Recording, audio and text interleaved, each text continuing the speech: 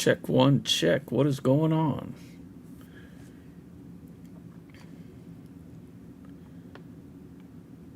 Wait for this thing to catch up here. Halo? Check one, check. Check one, check. What is going on? All right. Wait for this thing to catch up here. Let's test the game audio. We'll be talking about this in a bit. Check one, check. One, check. What is going on?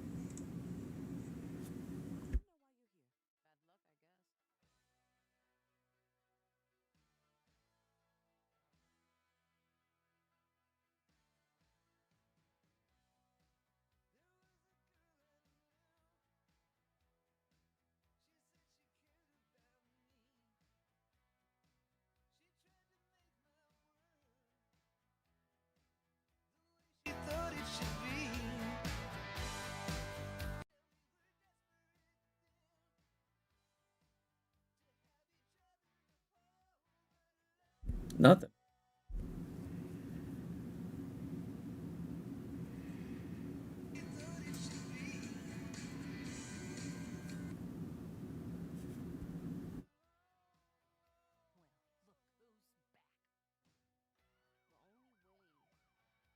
Is that it?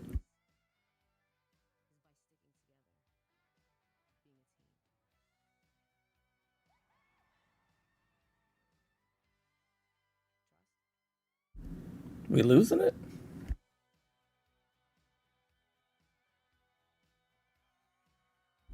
Check it. I don't know. It works and then it quits working. Let's try it again. Go back, go back, go back. Come on. We losing it? Come on, we're taking a look at GTA 6 today. I don't know. It works and then it quits working. Let's try it again. Get some game audio Go going. back, go back. Come on. We losing it. Come on, we're taking a look at. Come on, we're taking a look at GTA 6 today. Works and then it quits working. Let's try it again.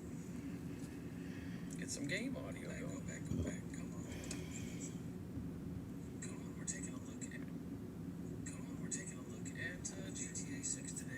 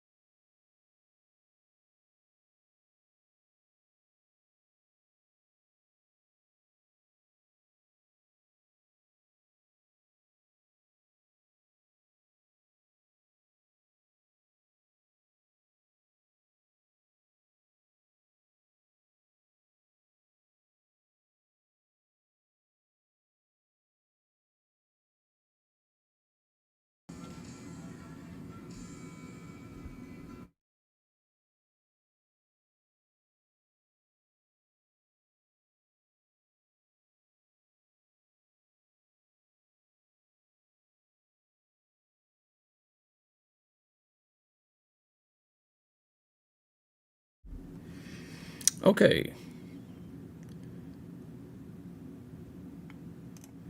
Here we go. Let's talk some shizzy today. What's up, y'all? What is up? All right, we got some headlines to go through. Some things to discuss today. Sony is tightening rules for developers. They are getting rid of shovelware games, and multiple developers are losing contracts because they are trying to up their game on PlayStation Plus. So let's hope things improve there, because most of us that use PlayStation Plus, we already know it's not really where Game Pass is. However, Game Pass might have jumped the shark by now. I think it's jumped the shark a little bit. Just a little bit, right? Anybody that signs up for that. We are on subscriber only chat today. So let's keep moving on to some of these headlines. There's going to be another Lord of the Rings movie coming out. It's called The Hunt for Gollum. It's shaping up to be an epic journey through Middle Earth with a seriously impressive cast. There's no trailer yet. It will sit between The Hobbit and The Fellowship of the Ring. So it'll be kind of like a prequel. So I'm down for that. See how Gollum got the ring, his precious, Xbox unveils a new console update that brings massive changes and improvements. This one by Isaiah Richard on Player One. This new confirmed report, Xbox is set to roll out a massive update for its consoles. It will touch every core area of the console experience, from how gamer tags work to how players manage their updates and wish lists. Now, I just read something else that said they're going to expand how large your gamer tag can be. A lot of this is in anticipation of Gears of War E-Day, so let's get ready. You know what I'm saying? Put me over that ad. We don't need to see that ad. Put me up there. There we go. Let's keep going. Let's keep trucking. Netflix and Hulu, say goodbye to Netflix and Hulu prices as major streamers become free with a catch. A lot of stream services, what do we got out there? Freevee. There's a few of them. They just have commercials. Netflix is still winning thanks to its experience, blah, blah, blah. Netflix raised its prices again. And twice in 2026, Netflix raised their prices. What the heck's going on with that shit?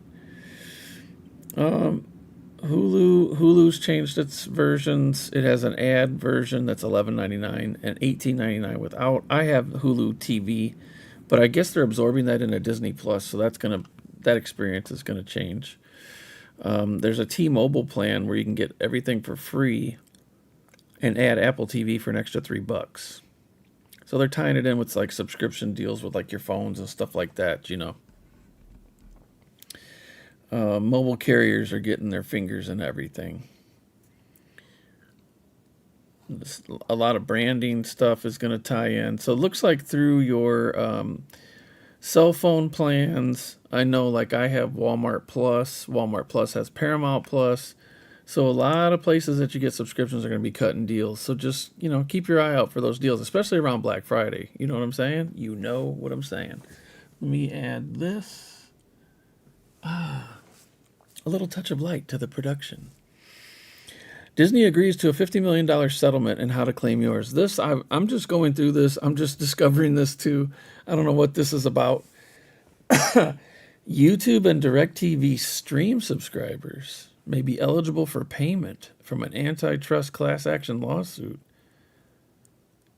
It claimed that Disney forced YouTube TV and DirecTV stream to raise subscription prices. I don't understand how that can be, though.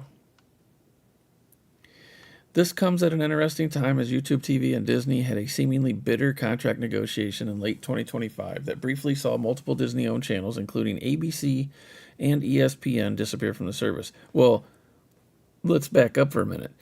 YouTube TV, whatever they're playing over there, they also lost CBS and Paramount for a little while. And it pissed me off so much because they were doing this so much in 2025 that I quit subscribing to YouTube TV. YouTube TV, I thought, excelled at what it did, but between price increases and these contract games they're playing, you're taking away the content from the end recipient, user, whatever, what have you. Why don't you let them keep the channel while you frickin' iron it out? Ridiculous. But anyway, you can get in on this and get a couple bucks out of it if you want. I usually don't do that stuff because who knows who's getting my damn emails. We're going to check out this trailer of Star Wars The Old Republic, official Legacy Reborn launch trailer. I want to listen to this. I hope you guys can hear it when it comes on. Let me let the commercial run through. When it gets to the trailer, we'll check it out.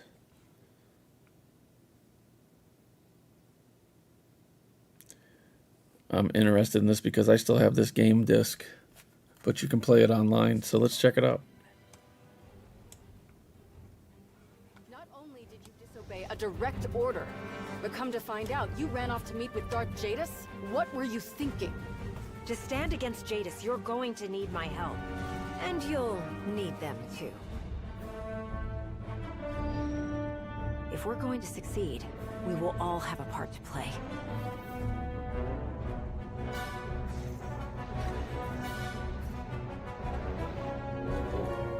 Who's she calling Darth Force be with Jadis? you both.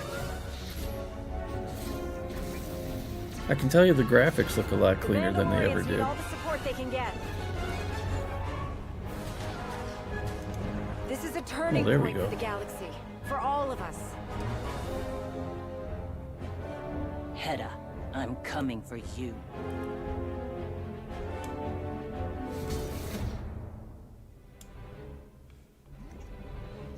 Kind of a long trailer, ain't it? Force. Move or die.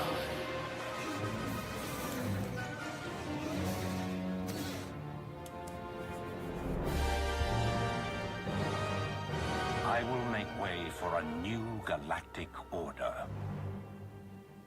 Okay, so you got some storyline refresh and some graphics refresh. Obviously, you can see the quality is improved. However, you know, it's still a game that was made on old hardware.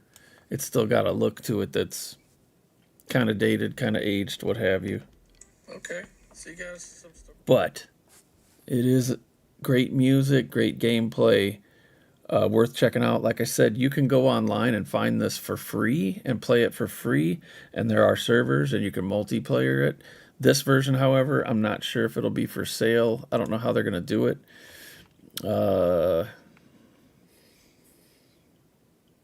It says it's available now in Star Wars The Old Republic. So, trying to see if it gives us a link. I'm sure if we Google it, you just go to the site and play it. I still play it on occasion. The other thing we wanted to talk about was the and still in gaming talk here a little bit. Xbox has a 25th anniversary console and controller. Let me again let this ad go through. Once the ad finishes, I'll pop it back up and we'll see what's going on here. Here it comes right about now. All right, so Xbox 25th anniversary console and controller.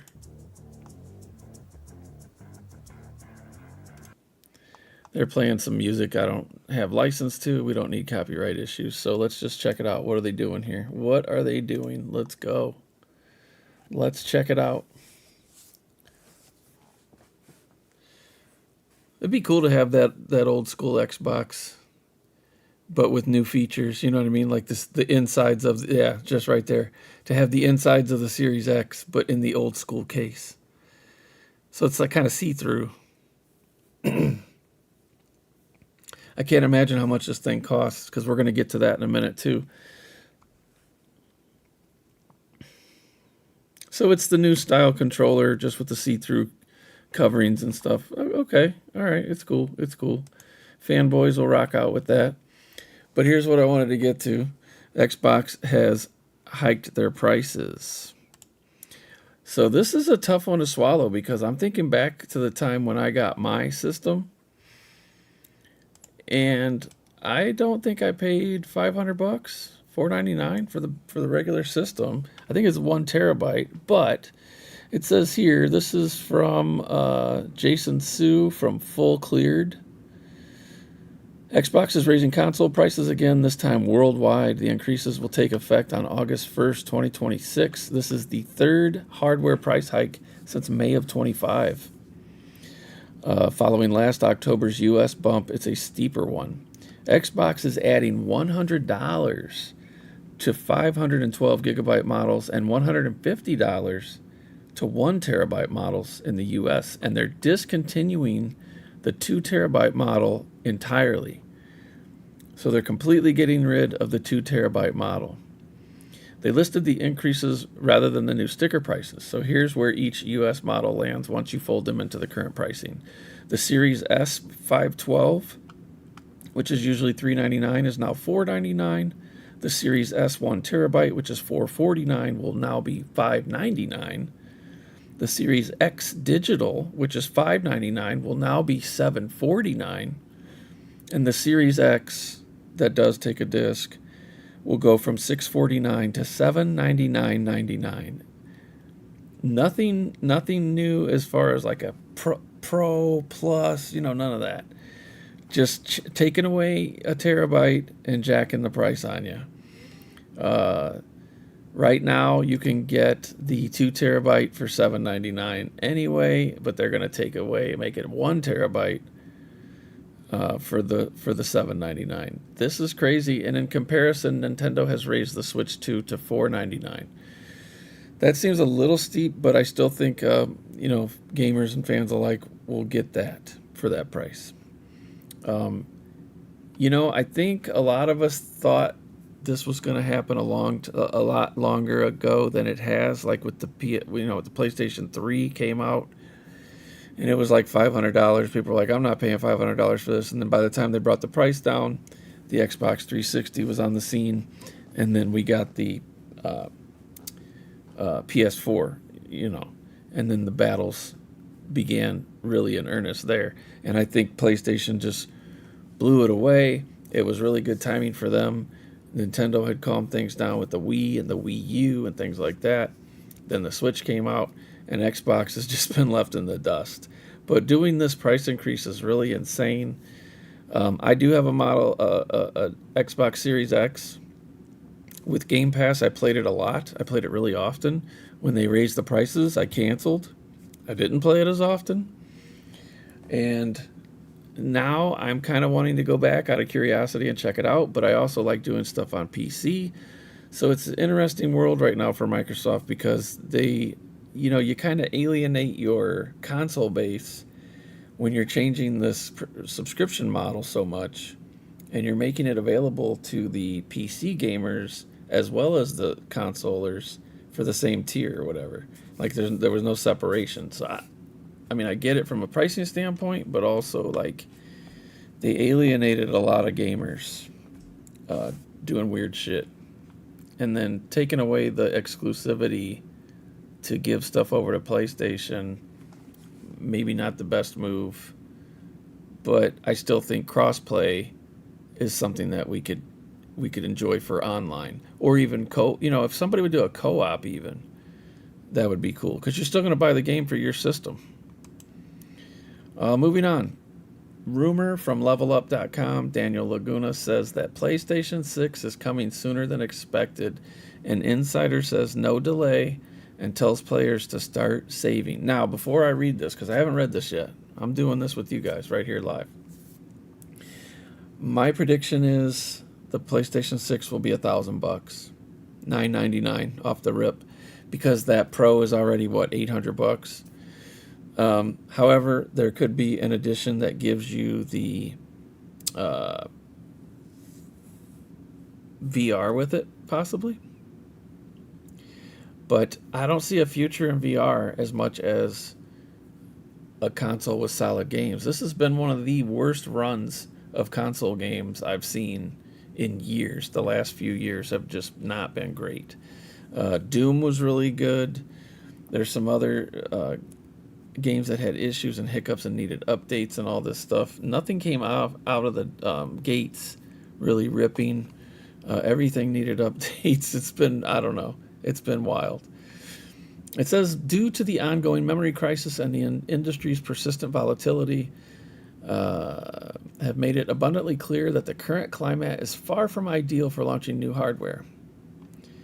The Steam Machine is one example of pricing backlash, and this has fueled growing anxiety over what lies ahead for PlayStation 6 and Project Helix. In the last few months, multiple sources have suggested that Sony would be wise to postpone its next generation console. As a result, widespread speculation has placed the PS6 anywhere from 2028 to as late as 2029, but one insider says, not so fast. Says that Sony has no intention of pushing back this debut, even in the face of the memory shortage, and they're coming with it. Like Xbox just did like a firmware software kind of thing update. PS5, I'm sure, still has things that can do tricks in the bag. So, you always see a console's best right at the end. PlayStation 1, for example, the games looked great. They were doing new things at the end of that run that had never been done in games before. And it remains to be seen. But I'm excited for the future for PlayStation. I'm a PlayStation fan, but I'm also I'm also an Xbox fan, and I'm also a PC gamer fan. So it's like, everybody says, well, I like this one thing one way. I like to spread the love. But we're going to move on now and talk about George Lucas's controversial idea and plan for Palpatine before Disney took over. This is Arijit Saha on First Curiosity's article. Before the 2012 takeover of Lucasfilm, the trajectory that George Lucas had envisioned had daring projects that never made it past development. Stripped of the usual spectacle of lightsaber duels and Jedi Knights, this story aimed to put the saga's most iconic villain through the ultimate psychological test. This would have focused just on Sheev, and it had an ambitious yet deeply polarizing concept that threatened to redefine Star Wars lore and the sci-fi genre completely. It was a series about Palpatine's rise to Emperor. Lucas reportedly planned to make a live-action television series centered on Palpatine. This was according to Ian McDiarmid, who played the Sith Lord across the original and prequel trilogies. However, we know he wasn't in the first movie. Lucas once spoke of a series charting Palpatine's political rise. Drawing parallels to Adolf Hitler's ascent in Germany, the show planned to depart from the usual action-packed storylines and instead would have examined how an aspiring politician took control of a democratic government, gradually becoming a dictator. It would provide the audience with an in-depth insight into the political background of the franchise's most iconic villain, a unique concept that Lucas explored within the universe during his time as the director of Star Wars movies. McDiarmid was at SpaceCon in San Antonio this year, just recently, and was quoted as saying, "At the time, we didn't think about Star Wars in terms of a television series. Very speculative. We had lunch one day, and he said, 'I've got this idea. I hope you might want to be involved.'" Talking about George. He said, "We could sort of follow the Emperor's progress." McDiarmid said this at SpaceCon. McDiarmid also revealed that Lucas had discussed several potential storylines involving Palpatine, including one centered on an assassination attempt against the Emperor. I'm glad he said that, because that was a theory that several of us had about Andor for Luthen. And I really think that would have been the way to go with Luthen's character. Luthen still could have had the same fate that he met, and Clea still could have done what she did to save the secrets after a failed attempt on Sheev Palpatine's life. I think that would have been the ultimate way to end Andor, because Andor had a great ending as it was. But just to throw that in at the end to really spice it up, you didn't even really have to have the Emperor on camera. You could just say, we caught him, he failed. The explosion, the dead spy. She goes and catches him at the store. He stabs himself to get out of it.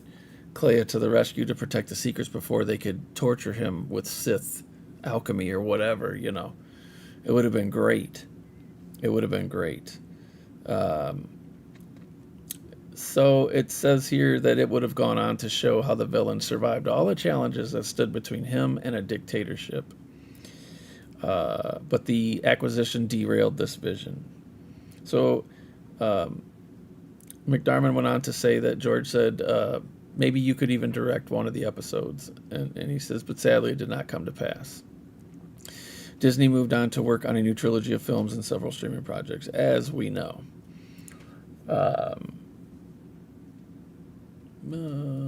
So an example of a politically driven storytelling project would be more like Andor, exactly. Would have been a great time to get that passed in there, but it didn't come to be. And that's okay. That's okay. Let's switch gears over here to the games again. We have to consider this now, $79.99 or $99.99. I think a lot of people originally thought this game was going to be, let me see here.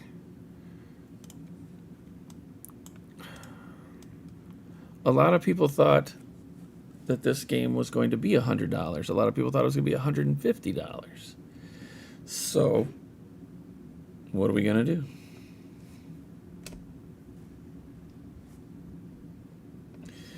All right, that does it for today. I'll see you guys later.